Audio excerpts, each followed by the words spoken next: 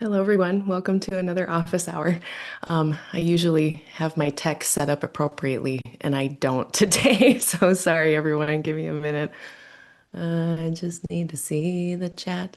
There is a chat at the right-hand side of your screen. If you're joining me today for the first time, if you're new, welcome. If you're joining me again, welcome back. And you can, of course, ask questions over there. A couple people already have, or someone already has. I do have a couple questions queued up for today, so we'll have plenty of material to get us through the hour. Of course, anyone who's here, why we're here is to talk about astrology and to answer any questions, or I will do my best to respond to any questions you have about astrology techniques, astrology concepts. I don't really do too much with personal astrology, so I'm going to try to generalize. If anyone gives me any like personalized questions to your own chart, I'm going to do my best to generalize and to just give you the tools that you need to look at that question in your own chart. Only because I need to see the whole thing to really do it justice. I need to see the whole chart to make any comments about anyone's personal stuff. However, we can definitely find some concepts in there to explore. So with that, let me think. I said who I am. I said what we're doing here. I think announcements, not much going on here, just all the same usual stuff. This is a rescheduled thing, so thank you for everyone. Sorry for the inconvenience. Usually I do this the second Thursday of every month at 7 p.m. Central Time, 8 p.m. Eastern. But because the astrology right now is just so funky, I have been moving some things around because at my usual office hour time, it was just not, the astrology was not. And I was like, I'm not doing it. I'd rather do it now. So I'm doing it now. I might also reschedule April's office hour, actually, now that we're talking about it. Because likewise, a lot of the astrology, especially where I live, in the evening is not it's not super great. At about 5 p.m. right now, my Cinderella carriage turns into a pumpkin, and I'll show you what I mean. And this really gets into the nitty-gritty of each day. But where I live in Wisconsin, right now, starting at about 5 p.m., we start to have Mars coming a bit too close to the descendant. And the descendant, the seventh house, this is where we engage with other people. This is where we have one-on-one personal interactions. This is where if you're buying and selling, that's a first and seventh house thing. If you're with me in a consulting session, we're doing a seventh house thing, a first seventh house thing. So what I don't like to do is to have Mars, Lord of Conflict, and just abrasiveness kind of on the place of peopling, essentially. So, for all of March, pretty much all of April, I am not doing readings after about 5 p.m. Central Time. So, if you're used to someone who I've been doing this for about 5 years now, and I have a lot of clients who come in the evening after work. Unfortunately, those spots are not open for a couple months, and that is to protect us all. It's to protect us from having a bad reading. It's to protect me from coming off as like a way I don't want. And then, even after 5, then we get really a consideration before judgment. And Neptune is here, so it's an extra consideration before judgment, where there's this kind of old rule with especially reading horary astrology charts that if you see Saturn on the descendant, you should question the astrologer. You should question the veracity and the accuracy of what is being astrologized. So I am also trying not to do readings with people during this. So it pretty much has wiped out the evening. Um, so you'll be noticing my scheduler is a little sparse with times. That being said, I am open on Saturdays. So I do readings usually on Saturdays. So if the evening stuff is a problem, there's those Saturday spots. Okay, I think that's all my announcements. I think we can actually get into questions now. Um, okay, so let's see. The first question comes from, oh shoot, I should have grabbed my phone because now I forgot exactly how to say their handle. Penarkles. They asked me a couple really good questions. So thank you, Penarkles, for your questions. The first was if Jupiter brings luck to wherever they go in the birth chart. So the first discussion point today I wanted to look at was Jupiter. They then asked a really good question about how to read when someone is a twin or how to read when it's twins. What happens with astrology when there's twins? So we'll have that discussion, which I love that discussion. And then I got a couple other questions. One which now I have actually kind of lost. Let me see if I still have it somewhere. But someone had asked, now it has disappeared from the chat, about progressions and what happens when a transiting planet moves over a natal planet in progressions. And kind of they were asking, how long does that last? How long is this transit active? And then they had also asked about zodiacal releasing, what it is, if I use it, and how that compares to progressions as a timing technique. So we've got four really good questions to explore today. And then, of course, if anything comes up for anyone else here, just let me know. So let's cover Jupiter first. And I thought it would be actually be fun to read a little bit from books together about Jupiter and really get our bases set for what they are. So I'm going to read first. Short answer, yeah, they can bring luck. You know, wherever Jupiter goes, they can definitely bring luck with them. That is one of the things that they do. I think people get into trouble with Jupiter and considering Jupiter luck when they lean too far into that or they rely too heavily on that, especially if people start to think that they don't have to do anything or they can just, wait around and wait for luck to come to them. So much of, favorable things happening in life is when we have luck paired with, going to meet some kind of opportunity. So keep that in mind. But in general, yeah, they're a planet of luck. So what does Vettius Valens say? The Mark T. Riley translation of Anthology. So this is page 4.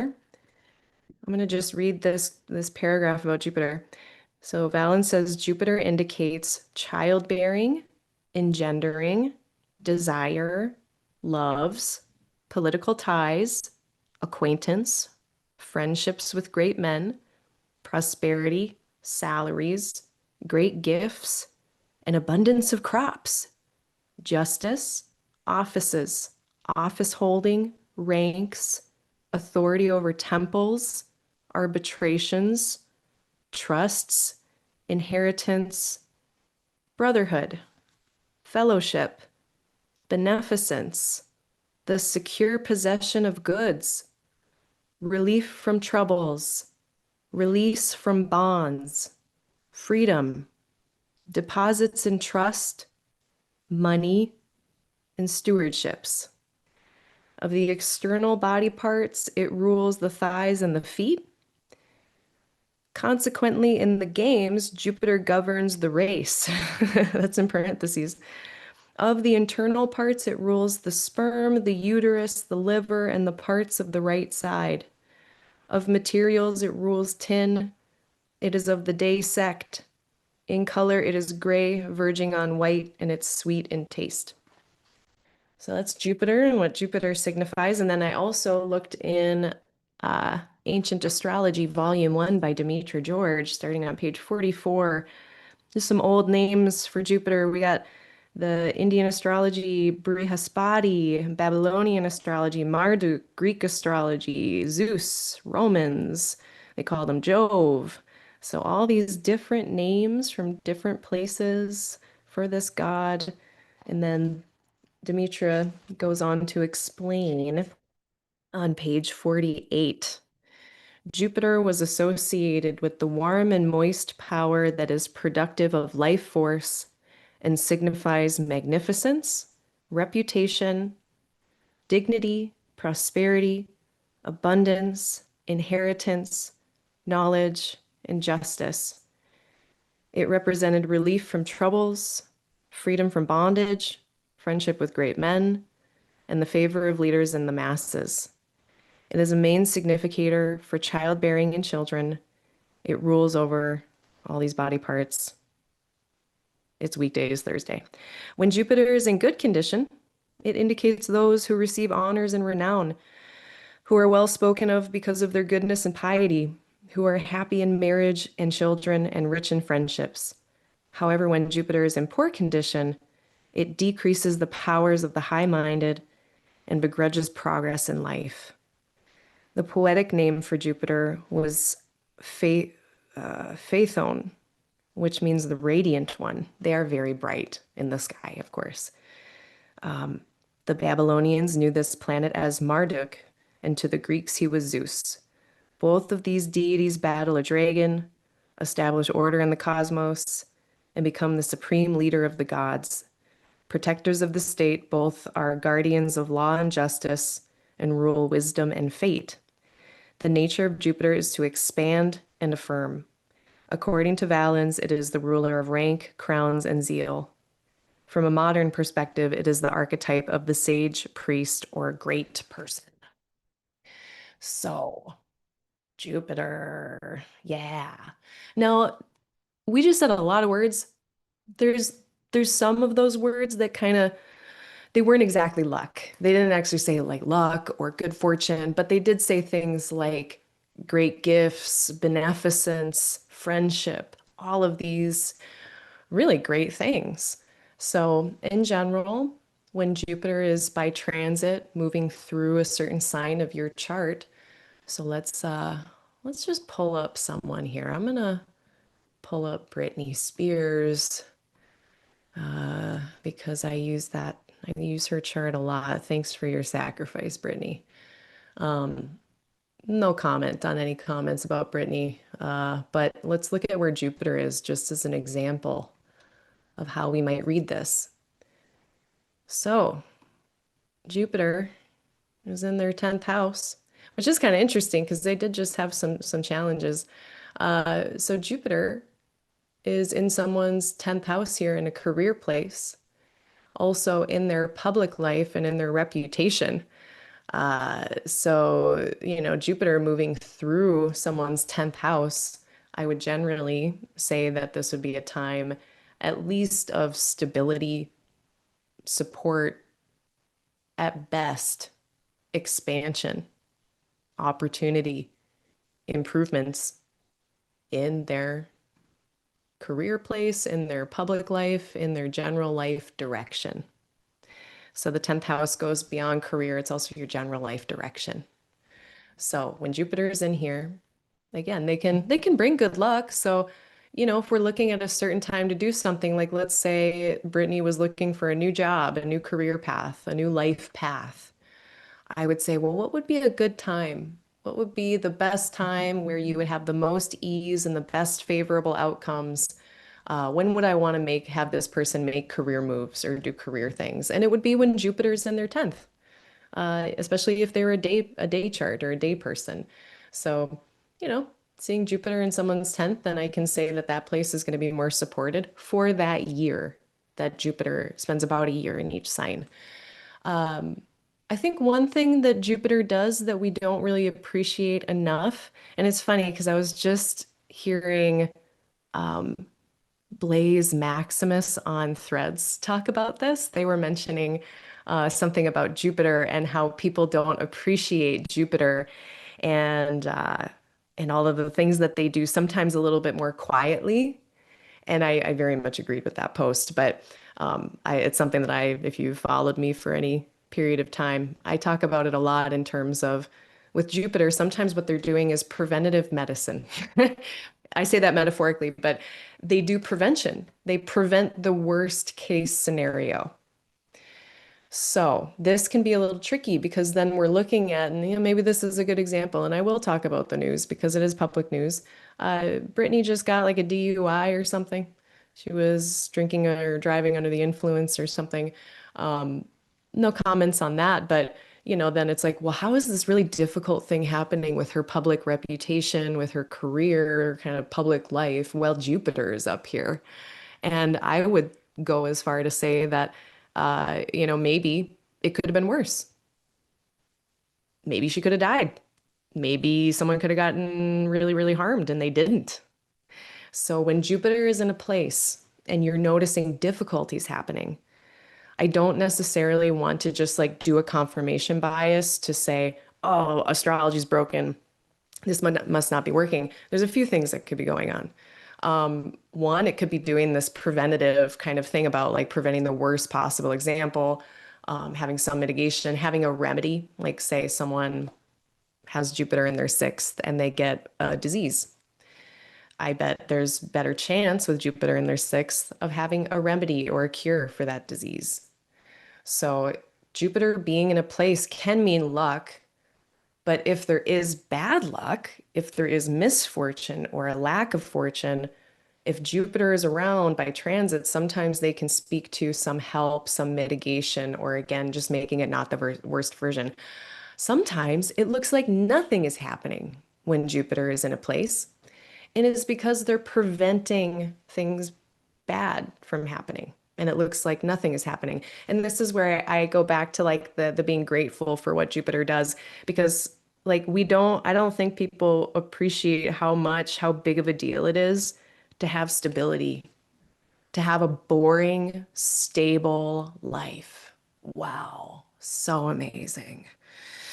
Anyone who's gone through stuff is going to have an easier time really appreciating viscerally how great stability and homeostasis are. People who have had chronic conditions understand how great it is to just not be sick. So maybe you're not winning muscle shows or like, but I think wherever Jupiter is also a good time to take a look around at those topics and be like, what's good? What's going well? What's not the worst? Where do I have some stability? And then even more counterintuitively, sometimes with Jupiter, is they are, as we heard in these books, liberation from bonds, liberation from difficulty, freedom. Before we had Uranus doing all the freedom stuff and forward-looking stuff, it was Jupiter. And so sometimes Jupiter can be us getting free from a situation. And that liberation from difficulty can be absolutely painful and not fun and horrible. And yet it is Jupiter who is pulling your ass out of that situation. So I had this when Jupiter was in my first. I got out of or no, was Jupiter in my first or the third? No, I think they were in my first. Yeah, they were in my first. I got free of a really bad situation in my life that I'd been in for like a decade. So yeah, Jupiter is absolutely freedom, getting out of difficulties. But I tell you what, that year that Jupiter was in my first house, I wouldn't classify it as a year of fun, abundance, luck. I would not use any of those words, but it was so fortunate. It was so good for me and very good. So Jupiter has a really wide spectrum of presentation. And we have to remember that it's not as simple even as Jupiter, Venus, favorable things that also feel good, because it's not always how it works. Sometimes favorable things or understanding can be harrowing to go through in the moment. So, yes, luck, but so much more. And you do have to do things to meet Jupiter. You can't just sit around and wait for good things to happen. But what Jupiter being in a place is saying is that those topics are much more likely to go with ease, to have the wind at your back, things like that. Okay, such a good question. And I went on my whole Jupiter rant. So hopefully that helps characterize Jupiter a little bit. Hello, Delaware.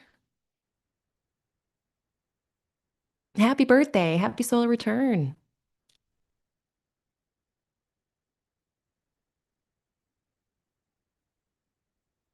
Okay, great question. I will come around to that one here in a moment.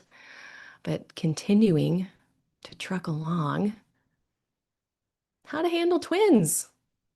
So, okay, let's say that twins were born right now on March 14th at 12:50 p.m., 12:50 something p.m. Usually how it goes, which this is where it's really important that you get details about the birth. Because usually with twins, they're not born at the same time. Now, even if there's a cesarean section, usually one of them comes out and then the other one comes out. That's like the closest you're going to get to people being born at the exact same time. But it's interesting too because even like not twins, just like two people can be born in the exact same place at the exact same time. So, even in those situations, people look at astrology and they're like, oh, there's only 12 signs. So how does that work? You know? But usually with twins, there's even a few minutes between them. So it's really important to figure that out. Ask the person who has the twin, or if you yourself are the twin, figure out how far apart you were both born. And then what we want to do is we want to know that, we want to acknowledge that there are certain parts of the chart that change really quickly, really rapidly. So let's just watch this ascendant and this midheaven. And I'm going to move the clock along here by the minute, and we can see how quickly these things change. So especially look at the midheaven here. So one, two, three, four. Okay, so it's like 12:58. So let's say, okay, at 1:31, we're gonna have the midheaven change signs. So let's say that we had a baby born at 1:26 p.m. Baby A, and then their twin sibling, 3 minutes later.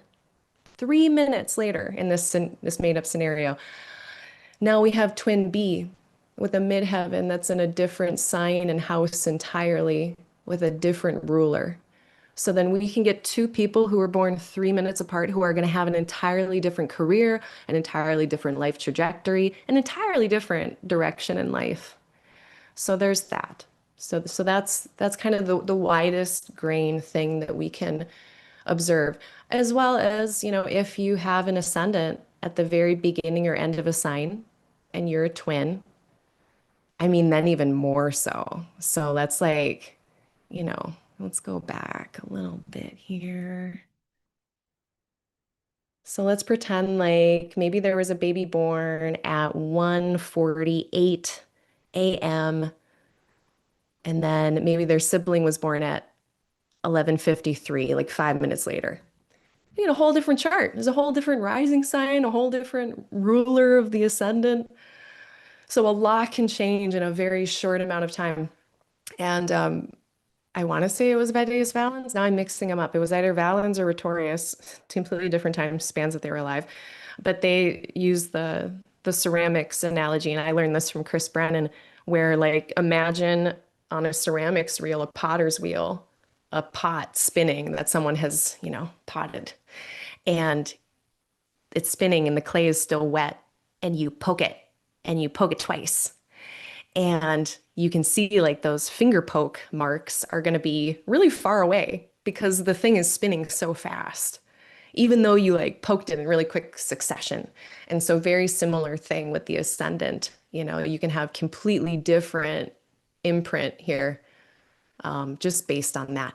So I know the medieval Islamic Persian astrologers are pulling their hair out waiting for me to get to the subdivisions of the zodiac, which actually are even older. They're from Babylonian times. Like these go very, very far back before Hellenistic. We have, and this only shows a few of them. This shows the terms, the decans. The terms, another name for those are the bounds. So the bounds are terms. There's also triplicity is a different type of thing. But then, oh shoot, we might have to field trip. Oh, okay. Can I can I do a field trip? I'm gonna try. Um, so I want to show more. I should have planned this out better. But we're going over to the altar space, and we're going over to the Codex Mundi. This is this shows all the teeny tinies. So we've got uh we've got dodecahedron. Dodecatomeria. We've got the 12th parts. We've got the ninth parts. And I don't know if you saw just all the tiny, tiny, tiny little marks in that circle. Um, Sorry, my audio is going to be all crazy now here for a second. But there's all, like, even by the degree, each degree has a different, we can say, like, sign associated with it or planetary ruler. So there's all of these things we can look at. So you have to get really educated about the subdivisions of the zodiac. So that's your Google search term, subdivisions of the zodiac. Look up the 12 parts, the bounds. You're going to get a lot of mileage out of that. And that is going to give you all of this finer grain. And P.S., the thing on the wall, that's from Cameron Cassidy. I don't remember if I just said that now, but Cameron Cassidy made that. You can buy that on his website, Omega Astrology. So the Codex Mundi, it's really nice. I run over there in the corner a few times a day looking at stuff. I should really find a more efficient way. I should have it like laminated on my desk or something. But yeah, this stuff changes, I mean, by the minute, by the every couple minutes, we've got the ascendant, we've got the midheaven going in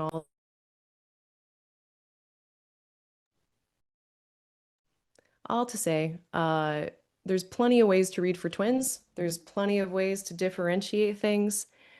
And we're really going to want to see if, the ascendant, the midheaven, the descendant, the IC, especially if these really fast moving points change. Also, the lots can also move pretty rapidly. So, like, we can watch this lot of fortune move by the minute. I mean, it's moving pretty quickly. So, yeah, lots of different things to read based on twins. So I hope that covers that. I know I didn't teach you exactly how to do it, but there is ways, and so those are the ways to learn how to do that. And I'm gonna go back to my usual wheel because that's a lot of info. So let me see if there's any questions. Otherwise, we'll just keep it moving and I'll get on to talking about progressions and zodiacal releasing. And then we will talk about Delaware Tom's questions.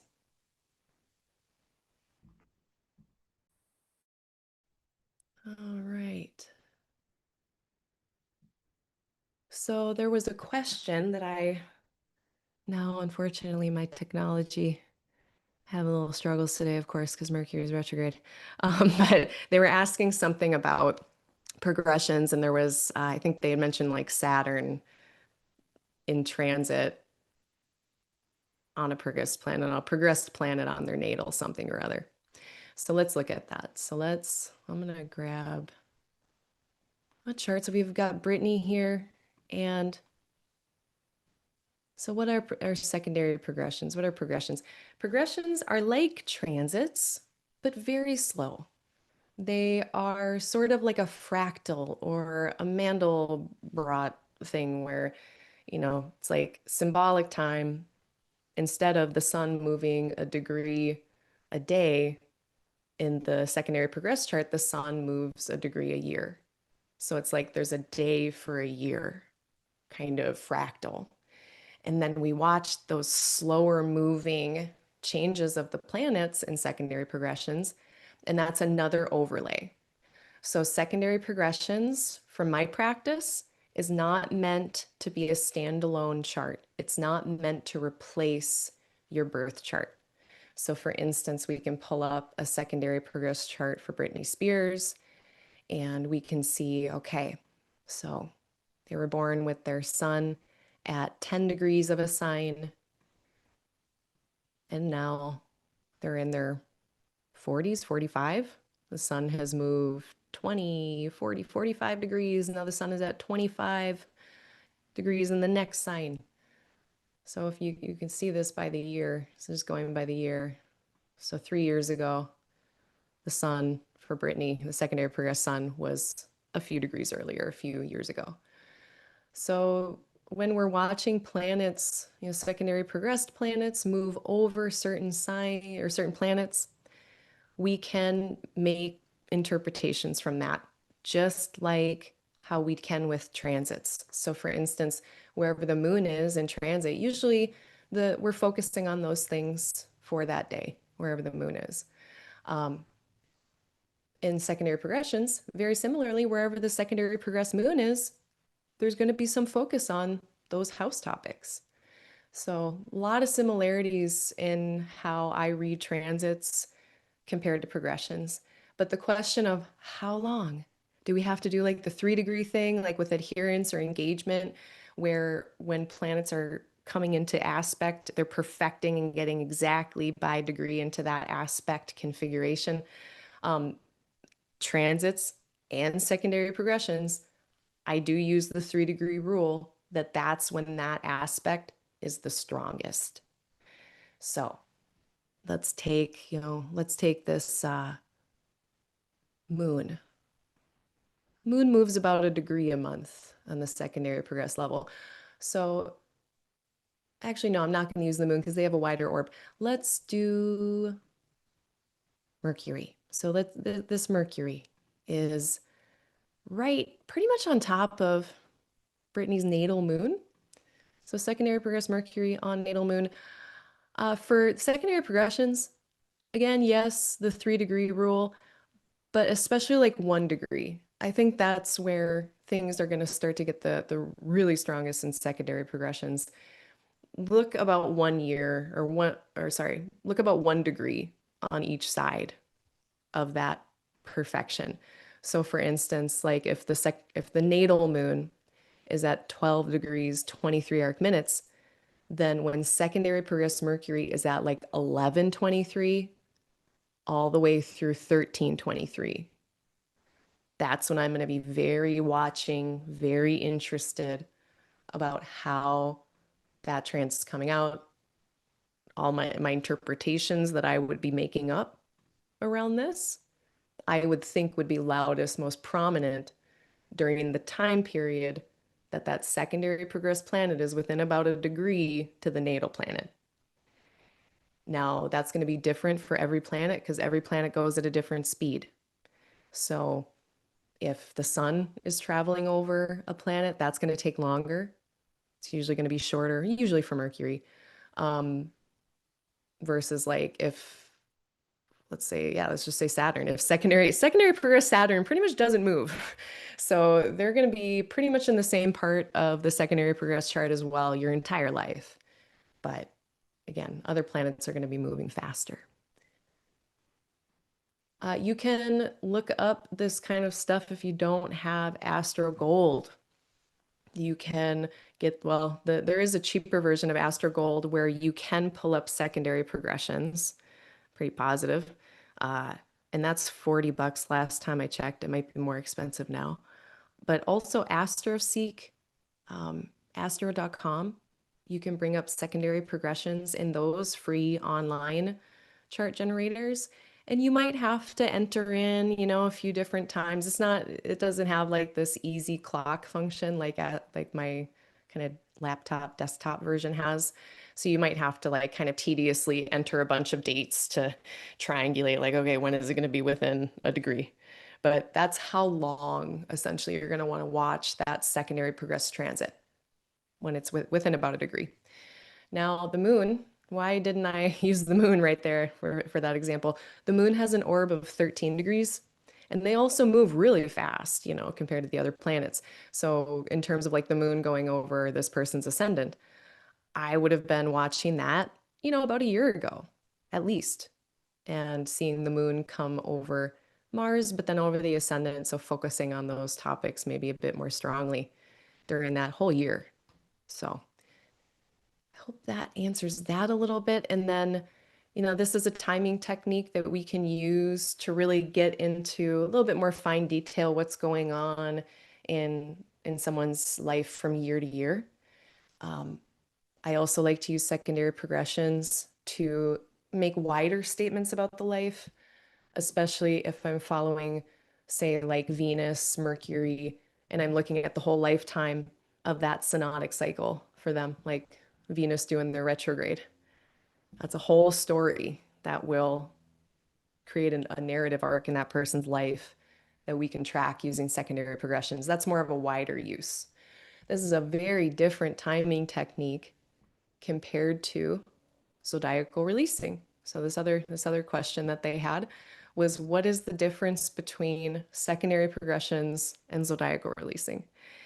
A lot. So the big difference here, zodiacal releasing is one of the Time Lord techniques. So there's certain timing techniques that can assign a certain planet to be in charge of a certain period of time. And then that planet is going to really flavor and influence the quality of that period of time. Um, Also, when a planet is activated as a Time Lord through these Time Lord systems like zodiacal releasing, decennials, uh, Fidaria, Dasha system, so all of these kind of Time Lord techniques, annual profections, uh, all of these, they also speak to planets that are going to be more active at certain times in your life.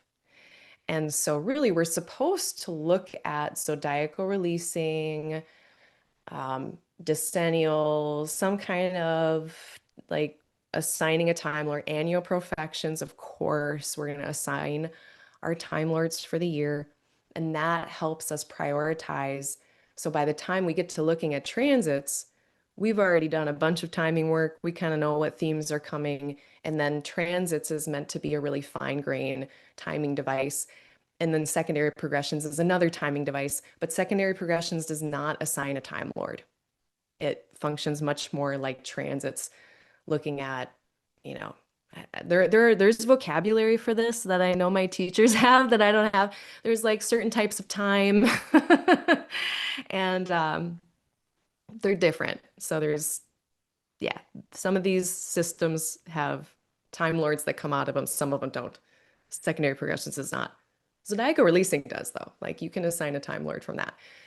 So if we look at this made up person's um, zodiacal releasing, you could say that for this level 1 period where they're in their Scorpio period of level 1, Mars might be a Time Lord.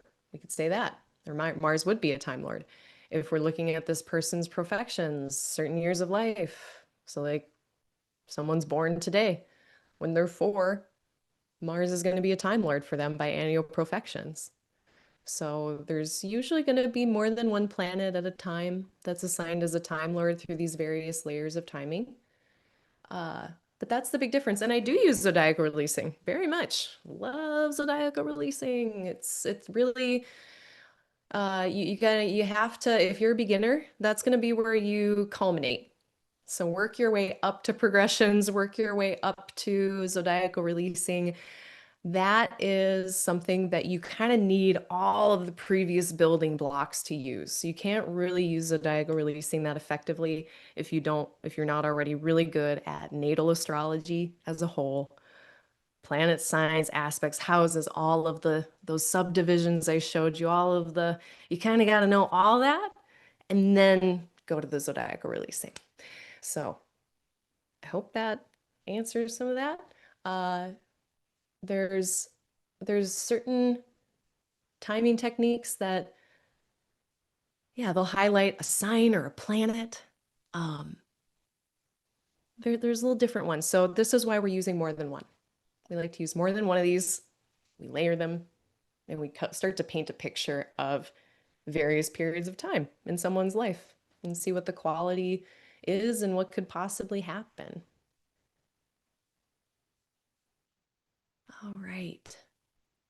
Such good questions. So I hope that answers that one. Now we can get to Delaware Tom. Okay, do you go by the sun sign or the rising sign when talking about rising sign? Always rising sign for that.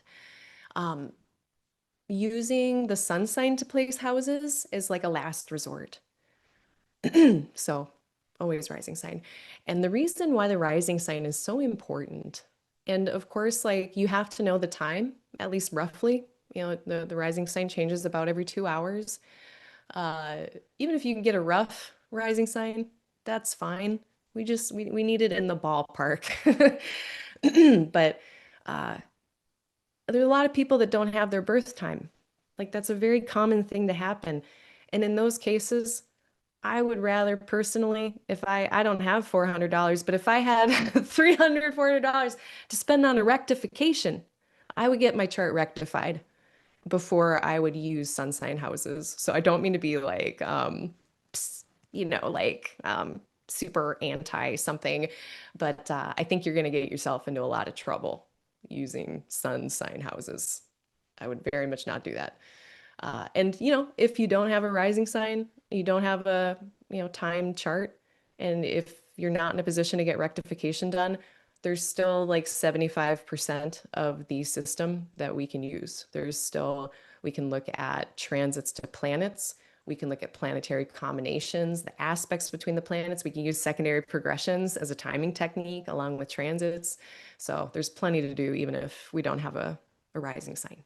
But thank you for asking because it's good to know. And of course, I'm, you know, I'm picking up my Hellenistic astrology-ish informed lens, um, more contemporary recent astrology, kind of a different animal than what I do. So I can't necessarily speak for other astrologers doing different types of astrology.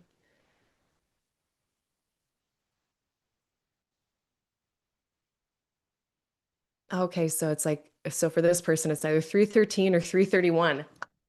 So look, you know, bring your chart up. Um, it is possible. I mean, I don't know what your situation is, but could be the same rising sign, you know, but if it's at the cusp, if it's at the edge, then it could be very different depending on, and of course, all the subdivisions are going to be very different between 313 and 331. So do your best. Uh, yeah. Yeah, then your lifetime project then, Tom, becomes to try to either get a rectification or rectify your chart yourself as you learn astrology, watch timing, especially like annual profections, you know, it should be pretty clear when certain things are activated or not. Um, so best of luck with that. I know that's a tricky situation to be in and it's not uncommon. Hi, Dave. Hi, David. Hello. Do I have an opinion on how to interpret the difference between secondary progressions to the natal position and secondary progressions to secondary progressions? Yeah, both are great, and I do both. So I would read secondary progressed planets on top of a natal planet exactly how I would do it with transit. So let's see.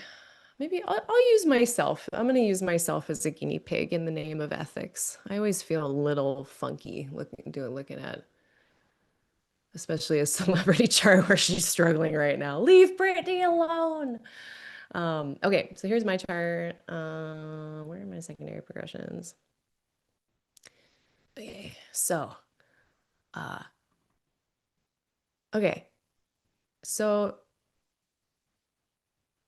when I had back in the day, back a few years ago, I had secondary progressed moon meeting my Chiron. It was over my natal Chiron. All of it sucked.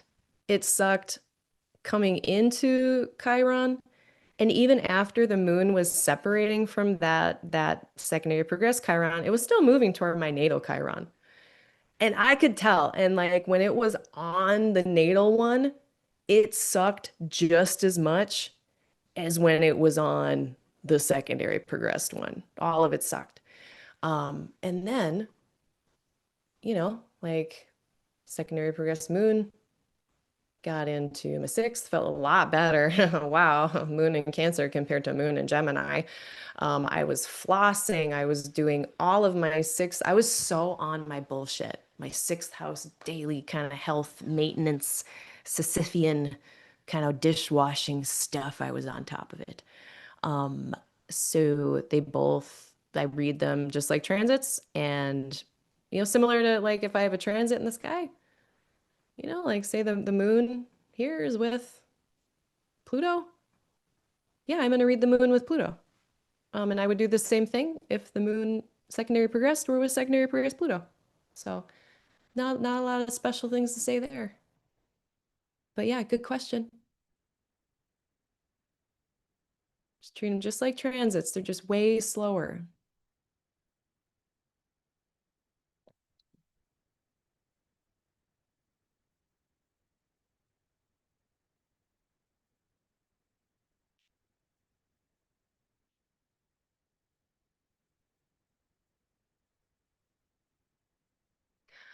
Hello, we're free Americans.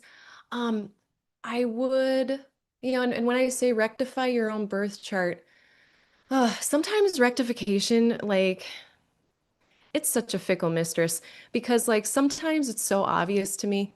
Like, sometimes I'll be looking at a chart and I'll end up like rectifying it based on some silly timing thing or like just something really basic. Like, they're a Leo rising and they've got a beautiful mane of hair, like that classic kind of thing that happens sometimes with Leo placements.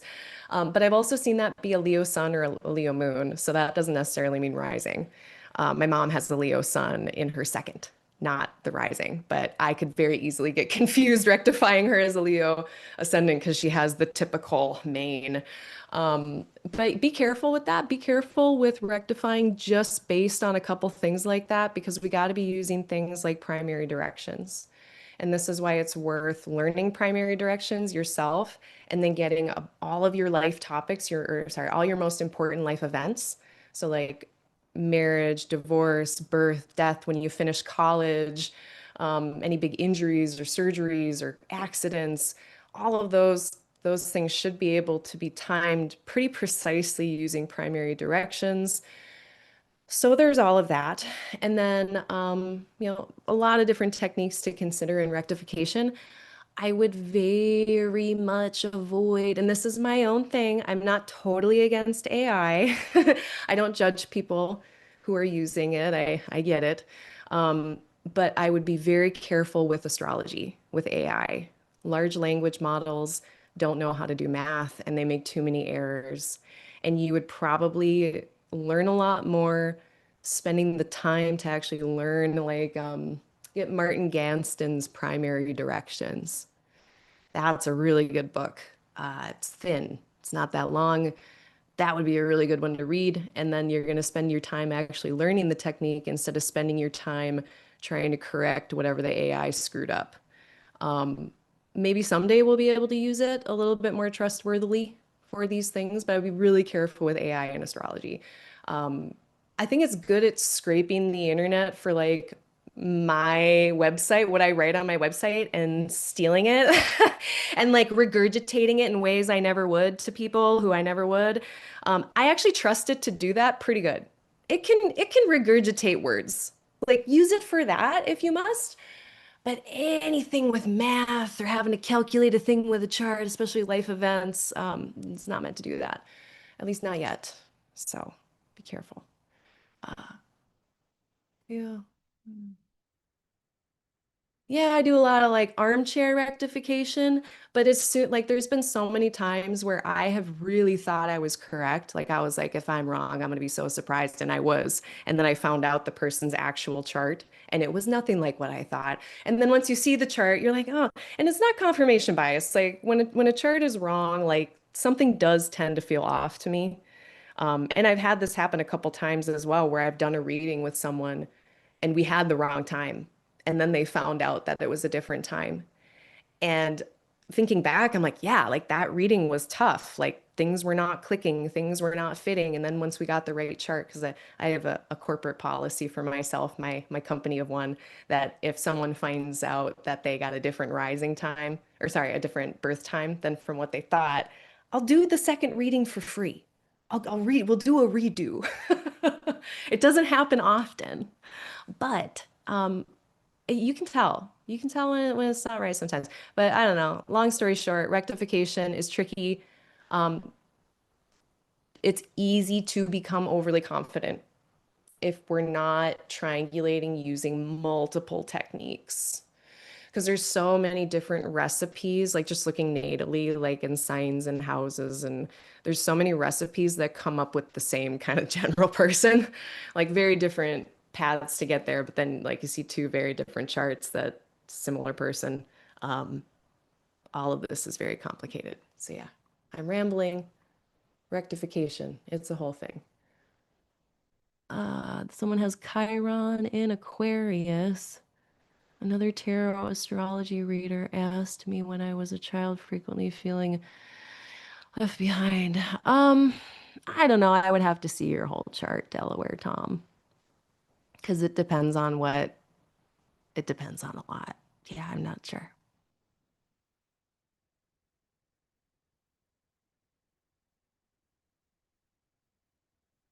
Mm. Oh, Urshka. Okay, they were asking about secondary progressions, the to the natal versus to the secondary progress chart just itself. They were asking that. They were saying because they've had a teacher that said that progressions to progressions tend to manifest more concretely, while progressions to the natal chart reflect more inner process. I'd never really observed this closely enough, so I was curious what your experience or observations have been. Yeah, I've heard that kind of idea, that kind of theory around like inner manifestations versus like outer external manifestations of things. I've actually heard that in two different places now. This is the second place I've heard that. The other place I've heard that same idea is comparing whole sign houses to quadrant houses, like Placidus. And people saying that whole sign is more indicative of concrete events versus quadrant houses are more indicative of like the internal world and psychological stuff. Um, I have been watching this for years. I do not see the difference. I don't find that actually for either for the progress question or the different houses. I see manifestations internally and externally for all of it. I don't think it's, and I think it's really hard to separate also the internal from the external because a lot of times what's going on inside is interwoven with what's happening around the outside and externally. Not all the time. Like sometimes I'll see things, like zodiacal releasing from the lot of Eros, and someone will be in a bunch of peak periods about romance, and they're not dating anyone, but they're like, reading a lot of good books about love and having a bunch of big realizations about love or what they want.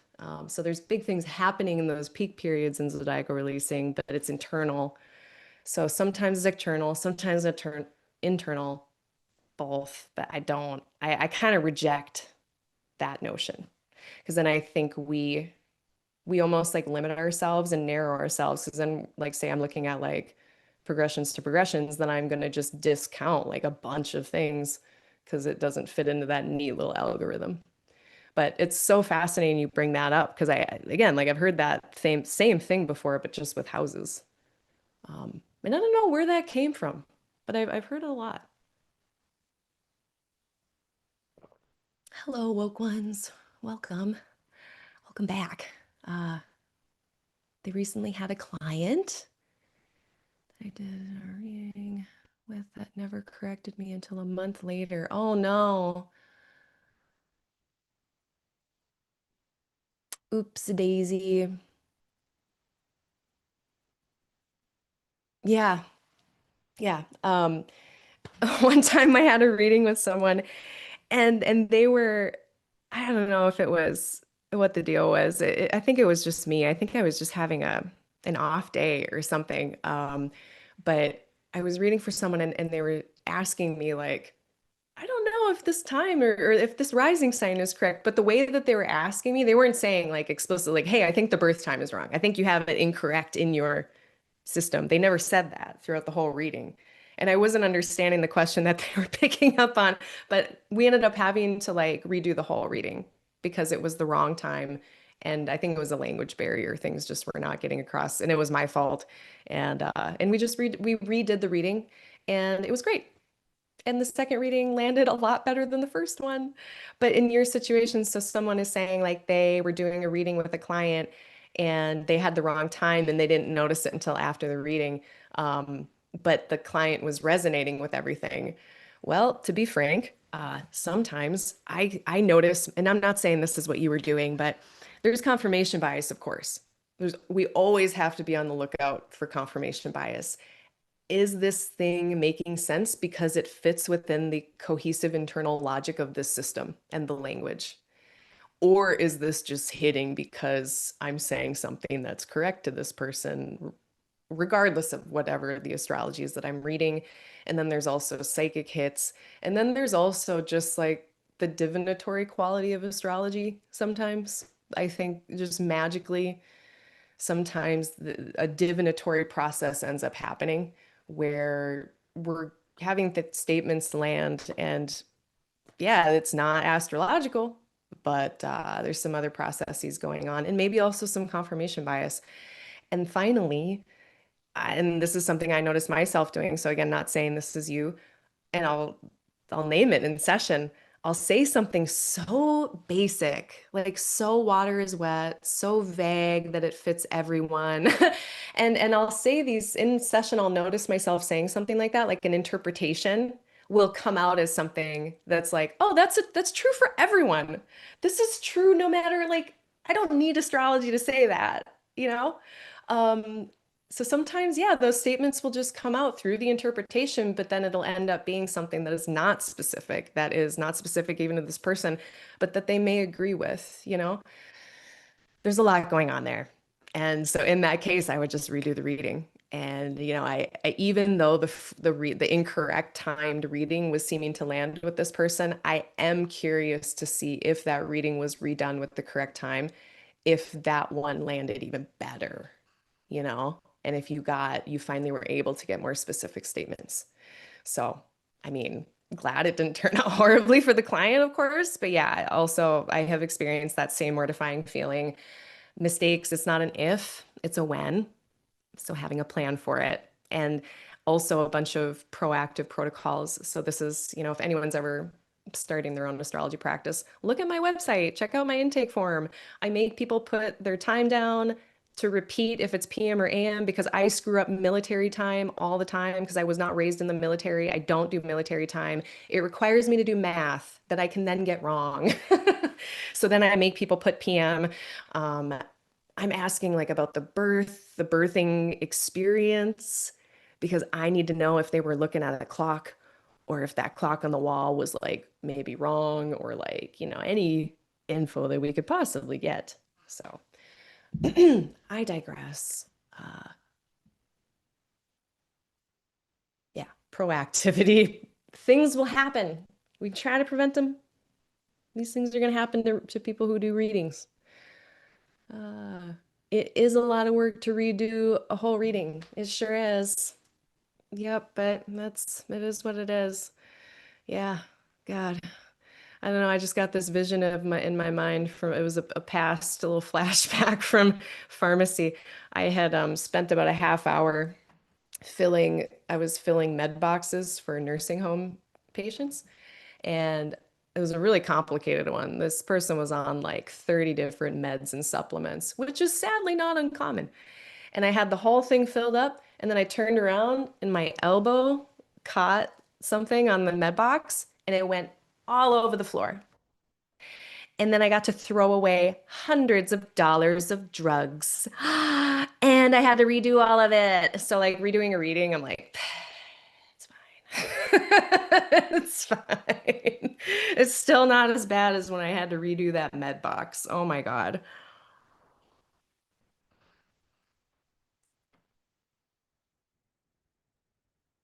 Yeah, Tom, hit me up. Uh, I do quarterly. Oh my gosh. Did I forget to do my quarterly discount code?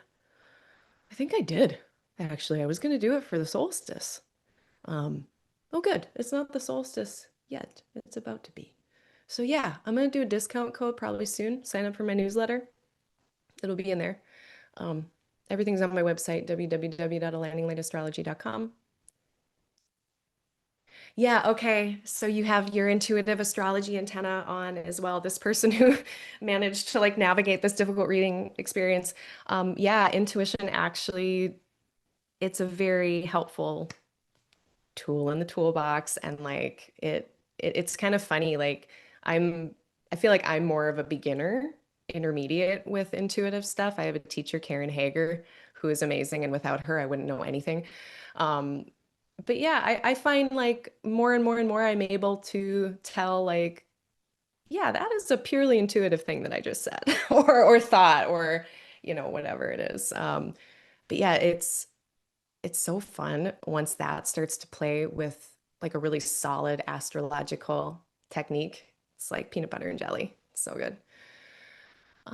Okay, so we are at time. I think, am I forgetting anything? We talked about that. Everyone, am I forgetting anything? Any final questions, concerns? Thank you for all the awesome prompts and questions. And yeah, to clarify, I do not do rectifications. Um, that is not something I am like a powerful enough wizard to do yet, but I do recommend Kai.